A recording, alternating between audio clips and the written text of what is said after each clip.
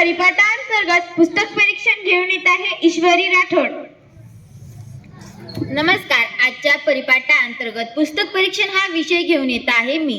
मित्रांनो, मी जे पुस्तक वाचलं आहे त्याचं नाव मी आता सांगणार नाही, पण तो पुस्तक इतका भन्नाट आहे की वाचता क्षणी आपल्याला फार आनंद होतो आणि त्यामधले चित्र सुद्धा फार गमतीदार आहेत आणि मजेशीर हा पुस्तक आहे। त्यामधली सुट्टी नावाची जी कथा आहे ती अगदी माझ्या हृदयाला भिडली।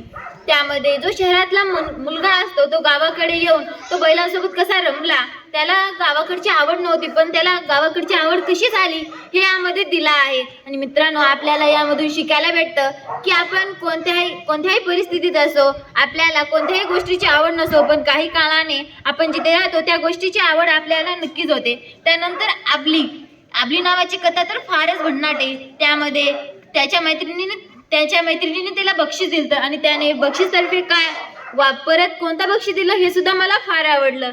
तिने त्या दोन्ही मैत्रिणींना घोड्यांची सफर करून दिली आणि त्यांना दूध सुद्धा पाजवलं।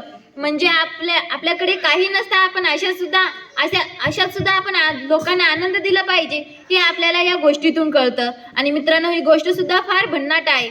आणि एक मेंढ म्हणजे कंदील ही सुद्धा कथा खूपच छान आहे। यामधून आपल्याला कळतं की आपण कोणत्याही परिस्थितीत असो, आपल्याला जर शाळेची आवड असेल ना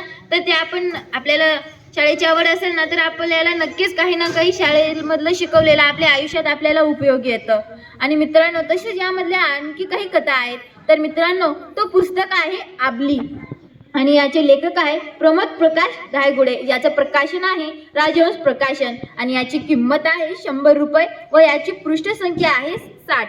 मित्रांनो, हा पुस्तक खूपच छान आहे। याचा मुखपृष्ठ बघा किती सुंदर दिसत आहे। यावर जी पाटी दिसत आहे त्यामध्ये एक तोंड दिसत आहे आणि याच्या मलपृष्ठावर थोडीशी माहिती दिलेली आहे। ती माहिती सुद्धा खूप छान आहे। आणि मित्रांनो, या पुस्तकाला जो रंग दिला आहे तो रंग किती सुंदर दिसत आहे। तसंच मित्रांनो, आपल्याला पुस्तक वाचता पुस्तकाची आवड होते। म्हणून मित्रांनो, तुम्ही हा पुस्तक नक्कीच वाचा। आणि या पुस्तकाची आनंदाचं झाड उत्कृष्ट बालसाहित्य कृतज्ञता पुरस्कार यामध्ये उपांत्य फेरीसाठी निवड झाली होती आणि या पुस्तकाची आता अंतिम फेरीसाठी सुद्धा निवड झाली आहे। म्हणून मित्रांनो, आपण या सरांना पुरस्कार देणार आहोत, तर नक्कीच आपण हा पुस्तक वाचला पाहिजे। तर मित्रांनो, तुम्ही नक्कीच हा पुस्तक वाचा। हा पुस्तक खूपच भन्नाट आहे। धन्यवाद।